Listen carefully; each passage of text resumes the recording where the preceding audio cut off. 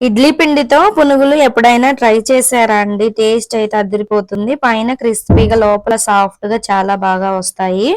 ఇందుకోసం ఫస్ట్ ఒక బౌల్ తీసుకొని బౌల్‌లోకి ఒక కప్పు ఇడ్లీ పిండి వేసుకొని, తర్వాత ఒక అరకప్పు పెరుగు వేసుకొని ఒకసారి బాగా కలుపుకోవాలి. ఇలా కలుపుకున్న తర్వాత ఒక పావు కప్పు బియ్యం పిండి వేసుకొని, కొద్దిగా సాల్ట్ వేసుకొని చేతితో పిండిని ఈ విధంగా ఉండలేమీ లేకుండా బాగా కలుపుకొని ఒక అరగంట సేపు పక్కన పెట్టుకోవాలి. ఒక అరగంట సేపటి తర్వాత చెక్ చేసుకుందాం.